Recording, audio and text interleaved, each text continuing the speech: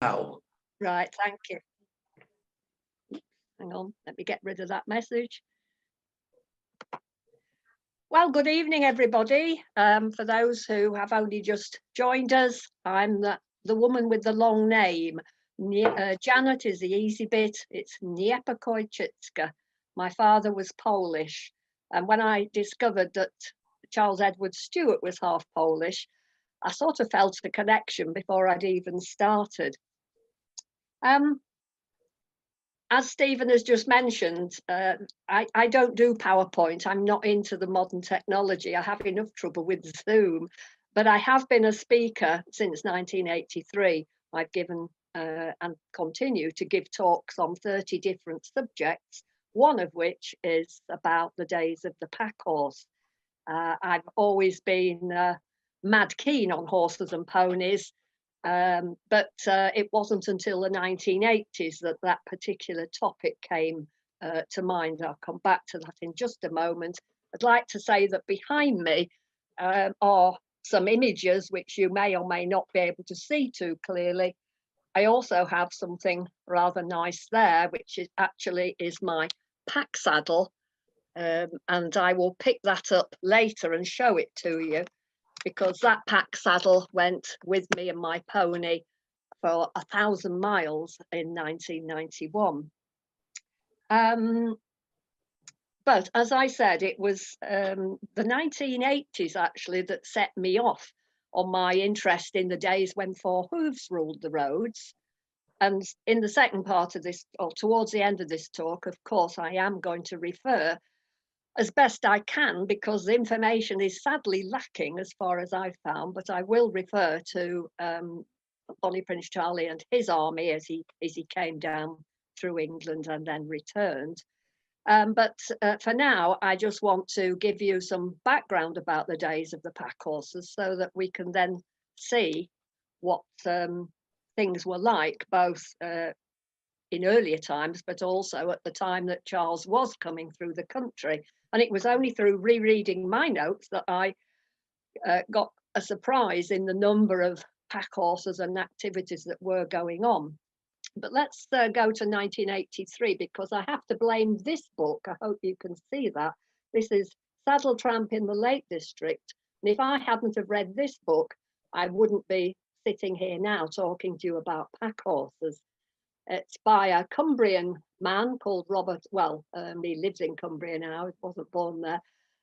Lived most of his life in the county. And as you can see from the cover, this book is about a journey that he did. He did it in the 1970s at a time in his life when he was having a lot of problems with his business and his personal life. So he took to the hills, the fells, as we call them in Cumbria, with two ponies, one to carry him, one to carry all his camping gear. So he had a pack pony with him, and he ended up writing that book. And I read it in the spring of 1983.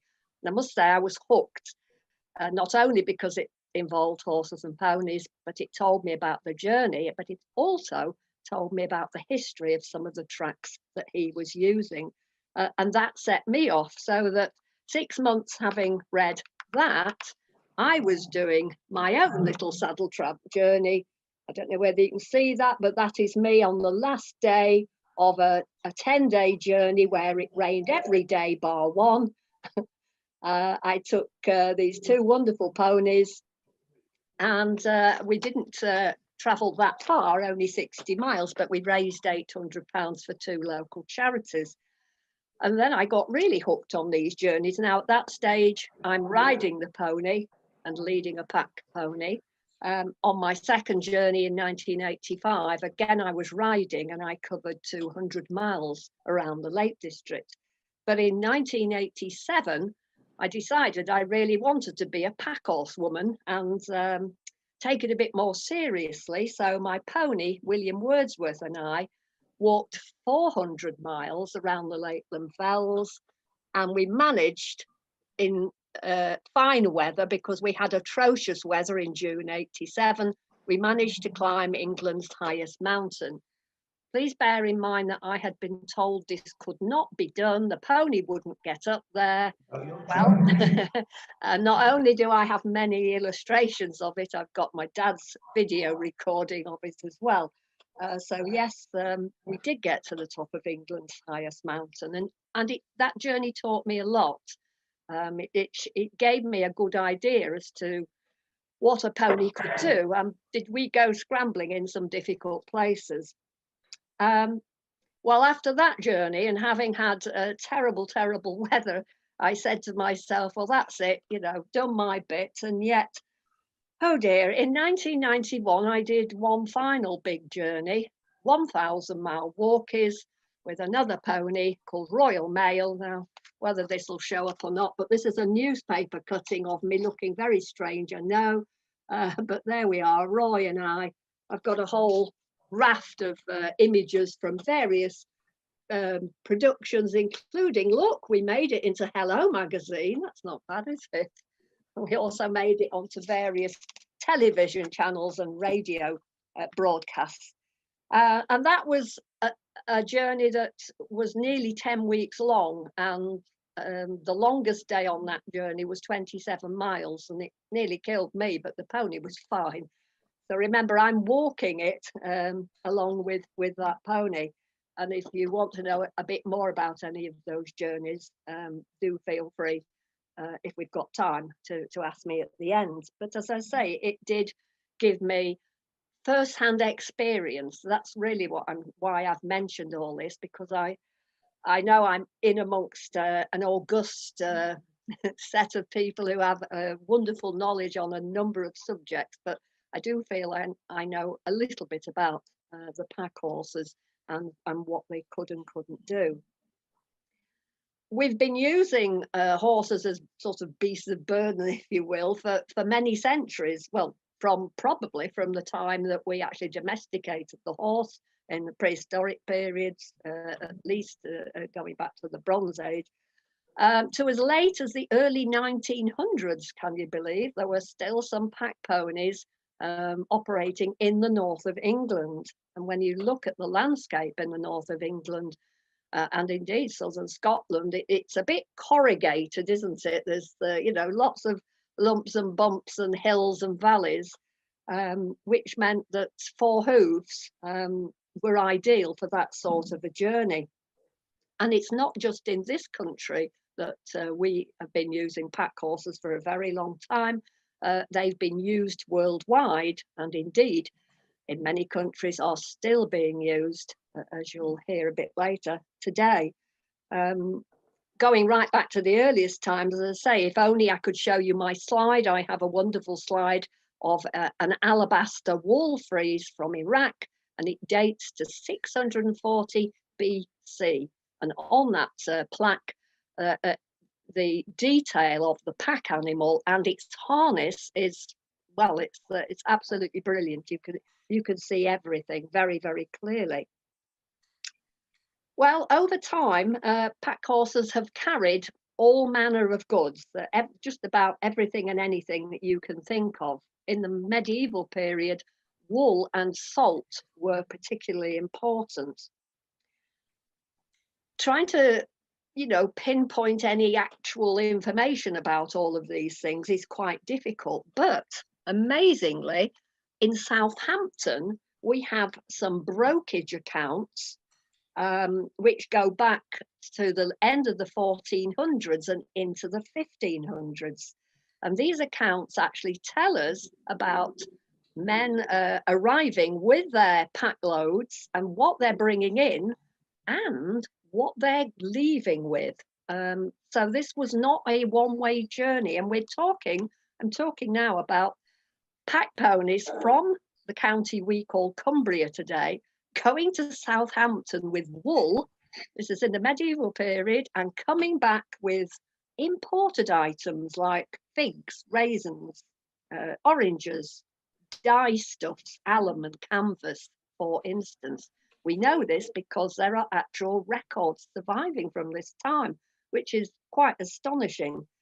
And we know that predominantly these Cumbrian pack horsemen were arriving with wool and it was going abroad because in the mid 14 and 1500s, cheap woolen cloths from the north and the Welsh border, that they were finding a market abroad.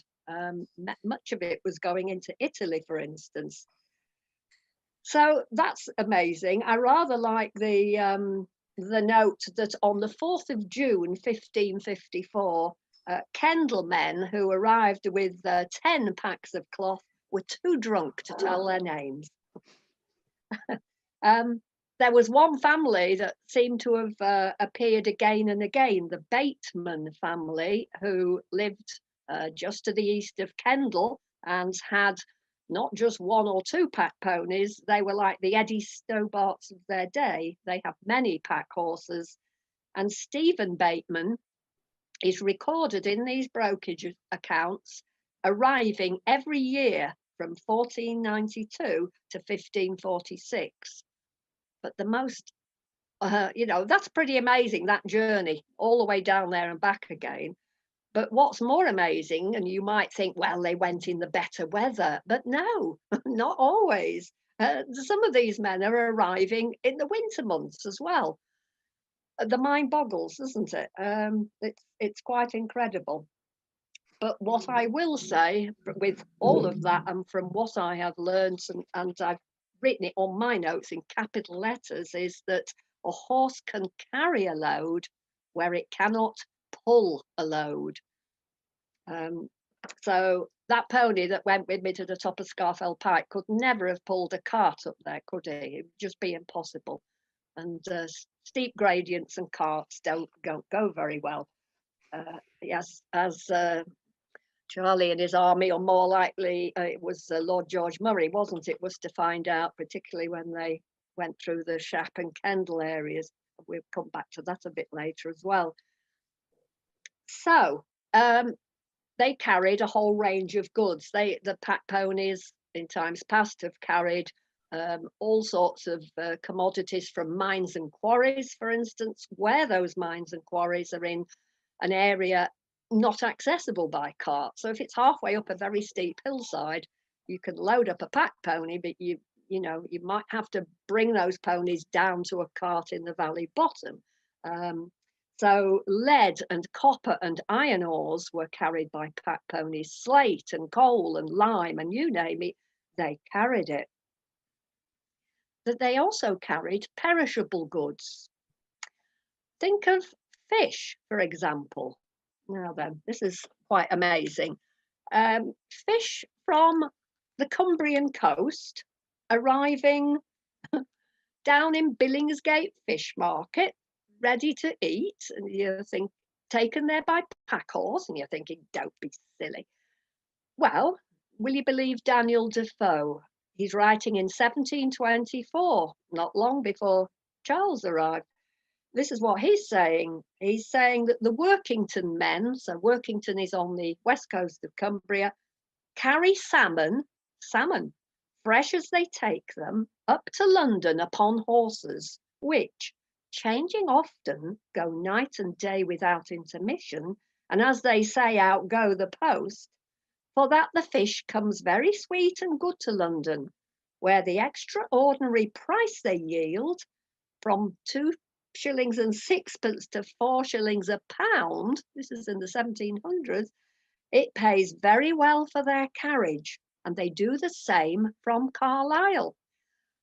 Well, if we thought that Vicar invented the Pony Express, well, it seems we had our version, doesn't it? Because Dan has told us how he managed to get those fish to London fresh as they take them, because he's saying that the load being put onto fresh horses 24/7. And by that manner, yes, you could get your salmon to the market fresh, which is quite astonishing, isn't it? We're perhaps thinking, pack horses, it's a very slow lumbering, but not a bit of. So perishable commodities, particularly fish. Liquids were carried well, and I wonder if you know what sort of liquid might be carried by this miserable looking mule, very sour face, and this is dating from the 1660s, and actually the vinegar cellar in London, can you believe? There's an awful lot of detail on this illustration that, if you can see, we can clearly see barrels on either side of the pack, can't we? We can see that this mule has got a bridle on, and if you could see this image on my screen as a slide, you would also see that this mule is shod, and that's something often asked: were pack horses shod? Most certainly, yes, if they're working pretty much full time, carrying heavy loads. I'm not into metric, but how's 16 stone for you? I can't convert that. Somebody can. But they're going to need to be shod if they're doing a lot of heavy work. If it's more part time and more gentle ground, maybe. You might think that this man's world, it's physical work, hard work, loading and unloading, walking in all weathers with these ponies, maybe occasionally riding. If your pack horse train has got 20 or 30 ponies in it, sometimes illustrations show that there were outriders going with the pack horse train. Again, speed, we'll come back to later. But it was wholly a man's world, because there are documentary evidences of women doing this as well. Incredibly, there can't have been many of them, and gosh, they must have been tough, mustn't they? I want to know what they wore. Did they wear trousers or their swirling skirts? As you can see on my illustration, I'm afraid there's no way I was going to be climbing over steep passes and staggering through bogs with a swirling skirt on. I trousers, and one wonders. This illustration, oh dear, which is, oh, there we are, is a postcard. It's showing a page from Czechoslovakia. She looks rather forbidding, but she is a woman. She now does have a skirt on, and we can see that she's got 2 donkeys laden with wood by the looks of it. So that's from abroad, but I have an image of an English pack horse woman, in fact considered by some to perhaps be the last woman who operated commercially with her ponies in her day. Here she's much older and in her dotage, and she's just got the 1 donkey. This is Mary Alice Hartley, or her nickname was Ailsa O'Fussers, and she operated in the Clitheroe, Rochdale area in the 1800s, just as her father before her. In her heyday, she had a whole string of pack horses, and she was carrying coal and lime and other items in that area. But as you can see, much later on, she's down to the 1 donkey. Mary Alice Hartley died in 1879, and she's buried apparently in the churchyard at Whitworth. Although I've been, of course, I wanted to pay my respect. I couldn't find her grave, maybe at least not a marked grave. Maybe headstones would have been, too expensive for the likes of a pack horse woman. I don't know.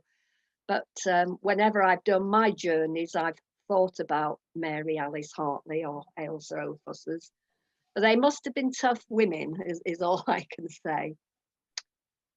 Who was doing these journeys, apart from men and women? How was it all organised? This is the information I can't necessarily tell you much about, but we do seem to have each end of the scale. So we have the big time operators, like the Batemans in the medieval period, who had many pack horses. And here I've got a little example. 1788, just after Bonnie Prince Charles came over, one company is sending 70 pack horses a day from Liverpool to Manchester, return 70 a day. And other sort of, you need to look at wills and inventories, and sometimes these sort of things can be picked up where the said person who was passed on has left a number of pack horses. So you've got your big time operators who could move a lot of goods, of course. If you've got, 20, 30, 40 pack horses, you are going to move some commodities there. But at the other end of the scale, you've got your individuals who perhaps just had one pack horse or maybe two. And again, in 1713, we've got a Sheffield man died and he left 4 ponies and pack saddles and panniers. He'd used them to carry coal, and those items were worth £6 and 2 shillings. He might have been a badger, but I don't know for sure. A badger, not the furry animal. The badger was an itinerant hawker who often plied their trade using a pack horse, obviously to carry their goods, or maybe more than one. Badgers often worked on a fixed circuit, going market town to market town with a fixed commodity. So you might be a corn badger or a cheese badger or whatever.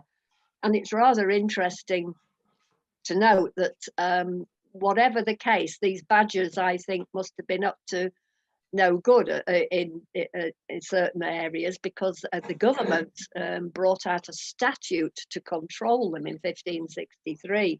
And suddenly you had to have a license and be a householder and have this and have that, and somebody stand surety for you. So maybe the badgers were being a bit naughty, selling outside the markets. Whatever the case, a great long list of controls on the badgers, but right at the bottom it says northern badgers are exempt from this. Like it. So goodness knows what they were getting up to. What about the type of horses and animals that were being used? Again, you see, they don't say in anything that I've read. There's very little evidence of the breed or the type of animal. Again, we can go to illustrations, but certainly the medieval illustrations don't really help us with the animal type. But in this country, we're very lucky. We have some wonderful native breeds. And here's one of them. Oh, well, I'm with 2 of them. These are Dale's ponies here, practicing for my first journey around the Lake District. So these are Yorkshire ponies. And the pony that I took to London was a fell pony, very similar, just slightly smaller. And both the fells and the Dales are ideal pack animals. They're very hardy and tough. They can work all day, live on next to nothing. They're handy because they're not big. You don't want a big, rangy thoroughbred type horse for a pack animal. Just loading and unloading is just not going to be so good. And you want something relatively quiet, not something that's jiggling around. So our native breeds, why not? They have made ideal pack animals. Now, in some documents, Galloways are mentioned, or Galls. That as a breed doesn't exist now, but Daniel Defoe certainly rated the Galloways. So one would presume that they did once exist. And it would seem that Galloways, and certainly Fells and Dales, and maybe some of our other native breeds, but I haven't worked with those, had one thing very important for a pack horse: a natural fast gait, i.e. a fast walk, a walk that they can keep up hour after hour. And if you're applying your trade, carrying a load on the back of your pony, that's exactly what you want, don't you? Something that can keep up that pace. Welsh ponies, small and fast. And 1795, a writer is saying that they run up and down the hills near Manchester as sure a foot as goats, not ghosts. And I can't see why we couldn't have been using our native ponies, but we do know that in the sort of 1700s and probably before then, there was such a demand for animals like this that they were being imported from Europe. So we're probably bringing in new strains, new breeds, which will be mixing with ours and so on. But You certainly want something handy, I would suggest, if you want a pack horse. Well, if you've got your animal, before you put your load on it, there's something else very important that you need, and that is a pack saddle. And that's absolutely crucial, because if that pack saddle doesn't sit right, you're going to have all sorts of problems, slipped loads, sore backs, and yeah. So because pack saddles are made of wood and sort of padding, archaeologically they don't survive very often. There are some in museums around the country, but they're few and far between. Here's some illustrations from a little booklet of some different types of pack saddles, and indeed some, well, these are called hots, if I remember rightly, but panniers, containers to put your goods in. Those are really going to depend on what you're carrying. If it's something like lead or copper ore, yes, you're going to need these panniers. If it's wool cloth, then it's like a big sack over the pack saddle. And these pack saddles, if you look at them, all follow the same design. They're a high arch over the horse's back. Am I coming to my saddle? Yes, maybe. Wait a minute. But first, a couple of images. Gosh, these look a bit frightening, these two ladies, but these these are on Holy Island in the 1800s. And if you can see them, I'm trying not to get the reflection. There we go. They're with their donkeys, and you can see they're on the shore, and they've got these open panniers there. Donkeys certainly seem to appear on a number of medieval manuscripts, so we were using those in this country, but because they're a smaller animal, I'm not sure if they could keep up the speed of you know, a slightly larger, like a decent sized pony, and they don't seem to appear so much in later images. Now I've got some Highland ponies here. And Highlands are just like our fells and dales, are wonderful, very sure-footed, strong. Oh gosh, I don't think this is showing up too well. I'm trying not to get the glint. There we go, it's a bit better. The middle one, as you can see, is also carrying panniers. Saddles seem to vary a little bit in shape. My pack saddle, well, first of all, I'll do this. Don't want to udge things too much, and you probably don't know what you're looking at, and I'm going to see if I can lift it up, because it's very simple. My pack saddle was made specially for me for my journey to London in 1991, but saddles like this appear in illustrations going back centuries, and saddles like this can still be found in many Mediterranean countries today. And it's the reason, of course, is that it's so simple. Now then, we've got 2 side panels and 4 cross pieces. Can you see? I'll take the bell off because it'll be driving you all crazy. We'll come to bells. And that's going to sit again, so it's forming that high arch over the horse's back. You do not want weight pressing on the horse's spine, just as you wouldn't if you were carrying something heavy. The weight you want on the muscles on either side, but certainly not on the horse's spine, just as a modern riding saddle has that gully down. Again, it's keeping the weight off the spine. So this pack saddle is made of Lake District oak, and it was made for me, as I say, especially for the journey, and it worked brilliantly, I have to say. I didn't have any problems with it at all. So that's a modern pack saddle, but I thought you might be interested. Oops, I can just show you these, and this is a bit difficult to show you because I was given parts of a real pack saddle dating from I don't know when, but I think it's a donkey saddle. Here's that high arch. We're missing side pieces, so I've got 4 of these pieces. Look, they come apart, they notch together. and they came from the United Arab Emirates and were found under a sand dune. But the amazing thing, and I've never ever seen this before, how I can show you, I don't know, but as I'm talking, can you see that the wood is decorated? So somebody has gone to the trouble of decorating their pack saddle. Can you see that? It's absolutely beautiful. And why somebody would do that, you just wonder, don't you, if there's a story there, if only these four pieces of wood could talk. But I treasure these. I was given these by a gentleman from Wakefield, an elderly gentleman who came to one of my talks on pack horses and told me, I've got something you might like, and produced those and gave them to me. Well, and that was all he could tell me. Found under a sand dune. I think he said in the 1930s, that's when they were discovered, but how long they'd been there, I don't know. United Arab Emirates. Wow. Tracks and trails.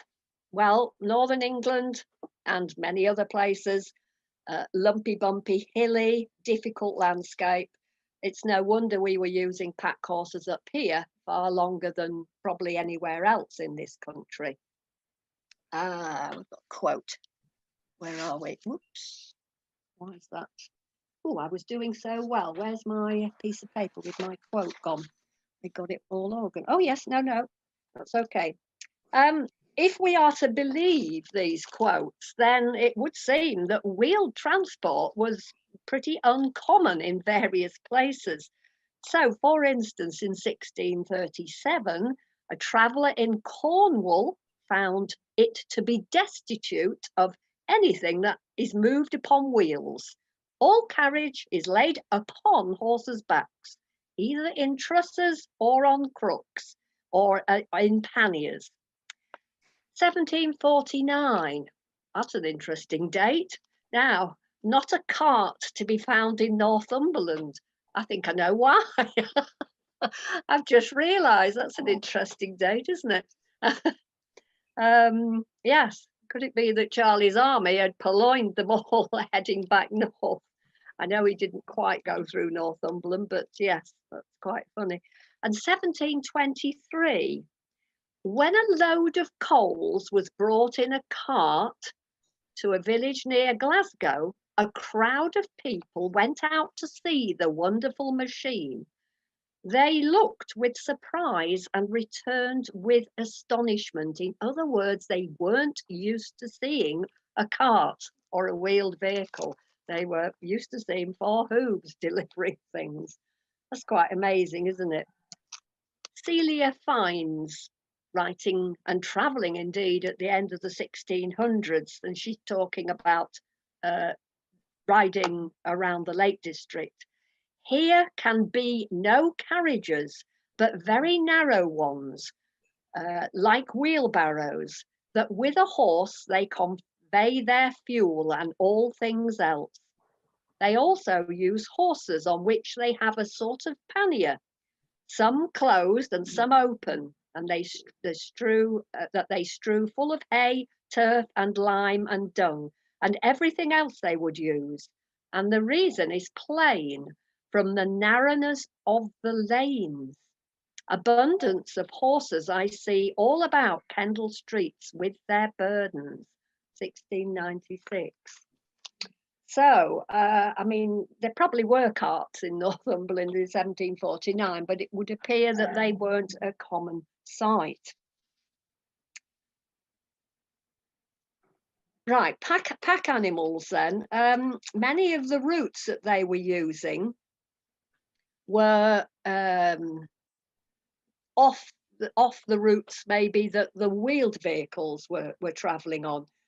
And some of these routes are sometimes called causes, from the French word causi, C-A-U-S-I, which means a raised or paved way. Now then, just to show you what I mean, now then, can we see this? You see this pack horse, this badger even, I think. Can you see what he's walking along? It looks like a base of a wall, but it isn't. This is a horse causey. So you've got slabs, single slabs of stone laid down along the route. In other words, these were never meant for wheeled vehicles, were they? You know, they're far too narrow for a cart. So these were specifically laid down for the pack horses, and they are very numerous. Even today, still in the north of England, you can find these very popular with walkers now. Even in the wet weather, you see, you keep your feet dry. And of course, that's the whole reason they were put down, because they're going across miry ground, damp ground, and it means that you and your pack horse are going to get through at the end of the day and take your goods to market. I've just found another quote about lack of wheeled traffic. 1760, before this date, no road for wheeled traffic was found between Liverpool and Manchester. So you couldn't take a cart between Liverpool and Manchester, apparently, before 1760. The mind boggles. I hope all this is giving you an insight into how Bonnie Prince Charlie and the Jacobite Army moved, and especially when we think about the weather that they were moving in. Travelling was not easy in the 1700s. So, quotes. That's most terrible of roads, even relatively recently. The Shap Road was really quite well known. Sorry, I'm just looking for my quotes as we speak.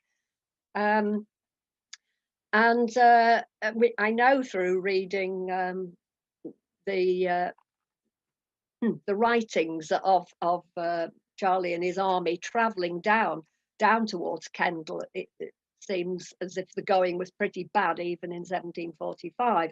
Well, in 1634, a traveller said that travelling between Penrith and Kendal through such ways as we hope we shall never again, being no other than climbing and stony, nothing but bogs and mires. We were forced to keep to these narrow, loose, stony base ways, though never so troublesome and dangerous. On we went to Kendal, desiring much to be released of those difficult and dangerous ways, which for the space of 8 miles travelling a slow marching pace, we passed over nothing but a most confused mixture of rocks and bogs. My goodness me, it doesn't paint a very good picture of Shap, does it? But even in relatively recent times with our motorised transport, the road up over Shap was, it was nationally recognised that in the winter you could be in big trouble going up there, and lorries have been marooned in the snow. But, you know, with global warming and better transport, that doesn't seem to happen quite the same. I've lost my other quote. Where's it gone? Oh, yes, there we are. It's only a little bit more of the same. It's 1729, and it's concerning the Shap area. One traveller on horseback from noon until 7:30 at night, riding non-stop, and it took him all that length of time to traverse 18 long miles on the vilest road up and down that can be, he said. Gosh, right. So yes, in some areas the roads were in quite a state. If you think about it, the Romans that built some roads in this country, but when they left, really not much attention was given to roads until the origins of the turnpike trusts, where the roads began to be mended again. But in between those times, just reading accounts of people travelling, it does sound quite dire. 2 sorts of structures that you're going to encounter on your trail and are very important. You are going to have to cross water at some stage, and so you need a bridge. And again, if you're just going with a pack horse, you don't need a great big bridge, do you? pack horse bridges aren't big, i.e. they're narrow. They're, about 3 foot wide. And they don't need high sides on them either. That wouldn't work. If you think of a narrow bridge with high sides, how would your laden pack pony get through? So pack horse bridges tend not to have sides on them. Here's the lovely bridge at the head of Wasdale Head, look. So no sides on that. But you are going to need bridges. It would seem that the early bridges, pack horse bridges, were made of wood, but obviously in times of flood they could get washed away. And it's interesting to note that the period of the biggest number of stone replacement bridges being built in the north of England is between 1650 and 1750. Is that a clue to the height of the pack horse era, perhaps? The other thing that's probably even more important, but if you're working horses hard, they need to drink. And so drinking troughs, stone drinking troughs, can be found on many of these old routes, even those that have now been turned into roads. So access to water would have been very important indeed. Now, many images of pack ponies seem to show them carrying bells, and you heard some bells earlier when I was moving my pack saddle around. There's a little illustration here. I'm having great fun with this, but can you see these laden animals? They've got panniers, but then they've got these strange arches over their backs with little dingly dangly things, and there's a whole train of them for a start. This is supposedly showing pack horses in the southern Pennines, but we know that some pack horses carry bells. Again, in the museums, you can find bell collars up and down the country. There's a little children's rhyme that goes, bell horses, what time of day? 1 o'clock, 2 o'clock, 3 and away. Bell horses, what time of day? 4 o'clock, 5 o'clock, 6 and away. And so that goes on. In fact, that's not only suggesting they carry bells, but it's also just suggesting you might see them any time of the day, indeed. But why carry bells? Well, a warning to other road users. If you're coming down into a town or a village through those narrow ways with your pack ponies, somebody else is coming the other way, somebody's got to give way. So maybe it was a little bit of that. If you're out at night with your pack horses going across the fells, it's if you can hear the bells ringing, you at least know where they are. But also bells, red ribbon. My bells, look, have got red ribbon on them. A sprig of rowan in your hat, a whole stone round your neck, a stone with a hole in it. All of these things might keep away the evil spirits, because travelling in those days was considered quite dangerous. And if you wanted to keep the witches and nasty things away, and you might want to do that at the end of this month, then you took precautions. So all of those things apparently would save you from the nasty things getting you. But you might not want to announce your presence with bells during a war. And of course, we've been using horses and ponies and donkeys in warfare, presumably ever since we domesticated them. The other people who might use pack horses and wouldn't want to announce their presence are the smugglers.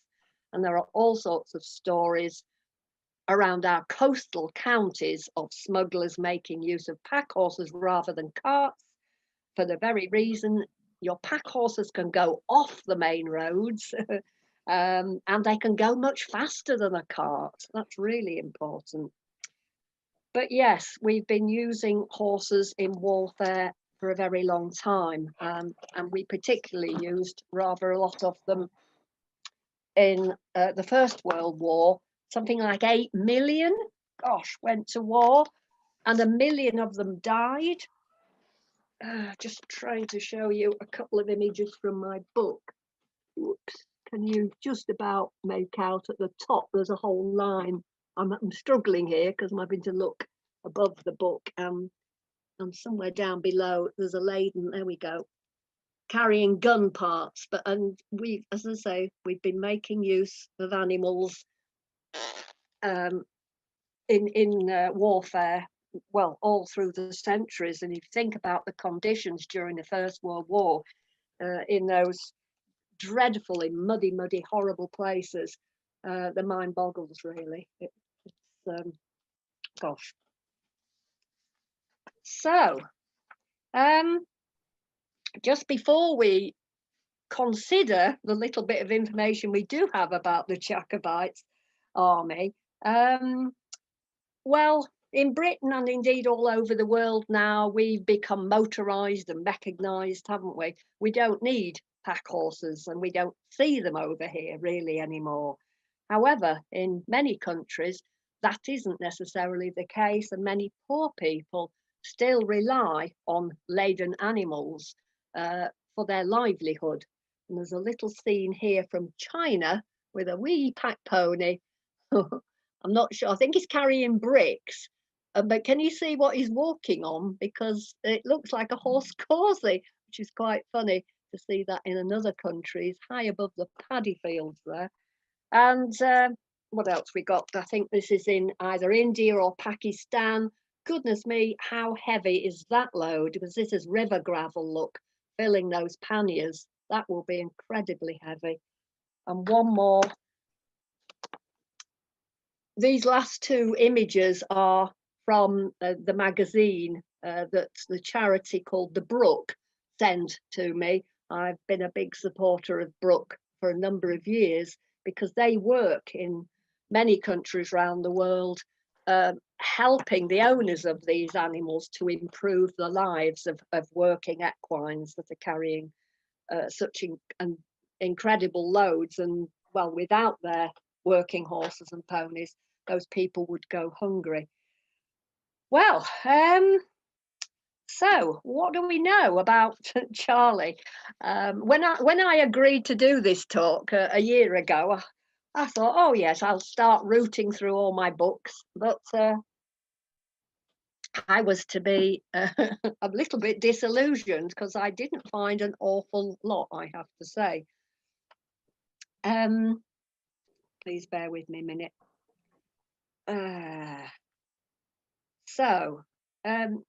We do know that pack horses were incredibly common in use in the 1700s, so they would have been seen by the army, well, in fact more than that, because we know that they had pack horses with them. I shall read you those quotes in a minute, albeit it's very few and far between. But in 1750 in Cumbria, only yeomen and larger occupiers could boast of carts.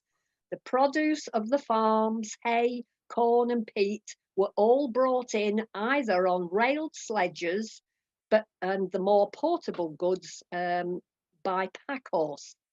And coal and lime were conveyed by this last method across the miry moors and commons, where tracks instead of roads existed till near the end of the 1700s, and many persons remember the very common use of the pack horse, both as a general carrier from town to town and for grain to the mill or market and manure, etc. on the farm. So pack horses there certainly were, and it seems as if there were a lot of them around.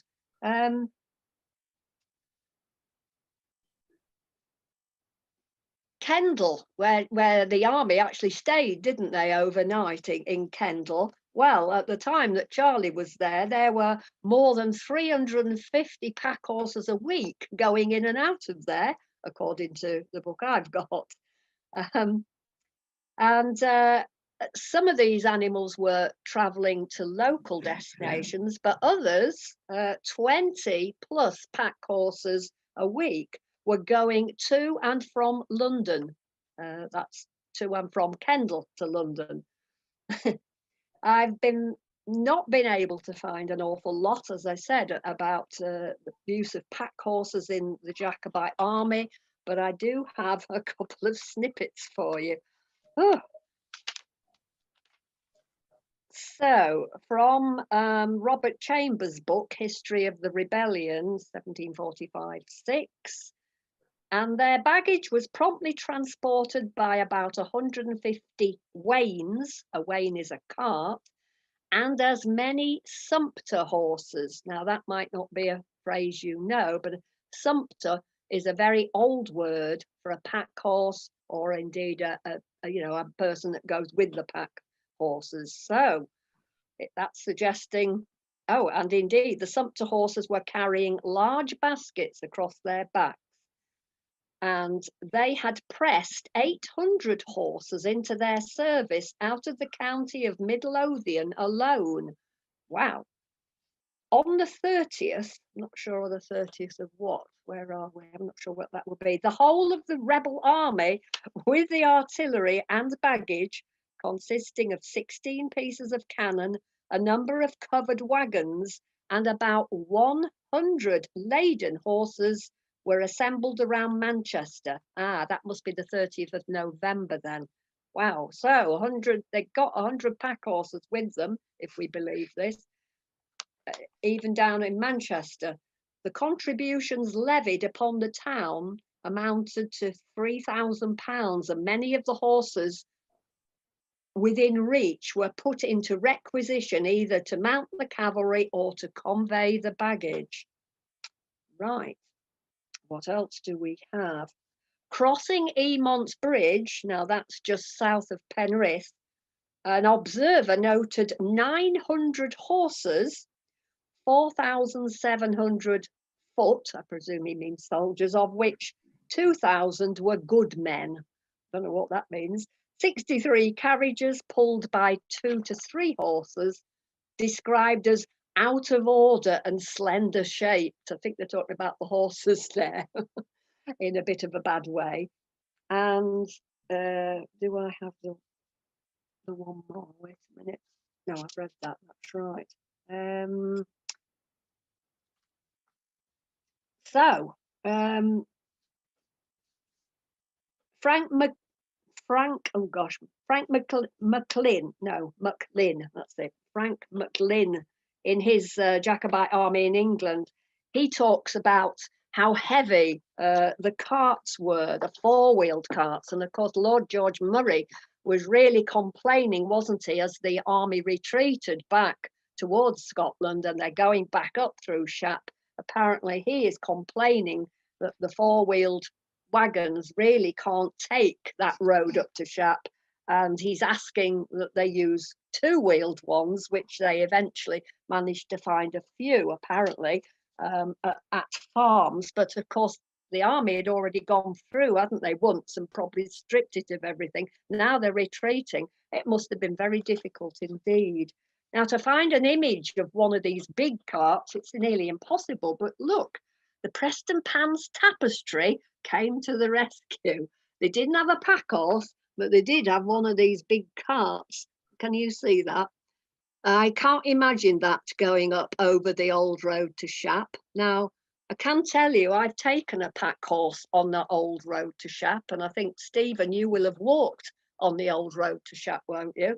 And even today, it's a bit miry and boggy, and but I can imagine, and indeed the writings of the time say that the four-wheel transport, it doesn't work very well. Now, one more image, perhaps the most exciting, because I found this a while ago and forgot about it, but has anybody seen this before?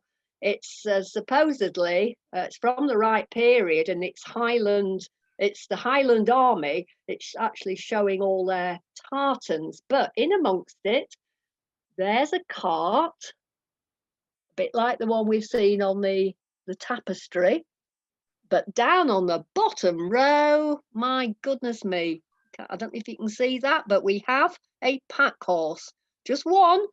It seems to be carrying a tree on its back, but never mind. If anybody else can assist with any more information, well, I don't know, but I'm just about done. Advantages of using pack horses over wheels. The big advantage is speed, and the versatility. You can use minor tracks.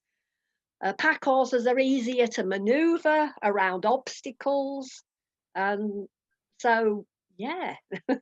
I'm thinking about the comments as the Jacobite Army retreated. There are writings in various books that refer to the roads having been dug up to try and delay by those who were not sympathisers, obviously.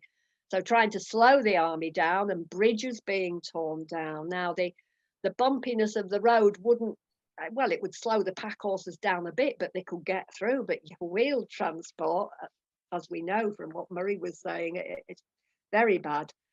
But speed of the essence. However, the disadvantages, the number of horses you'd need, plus all the saddles, of course, and then if you think about the army were moving through this area in the winter time, so very, very difficult to supply it. And especially as they were retreating back over an area they'd already come through just a few weeks before, and stocks would have been depleted.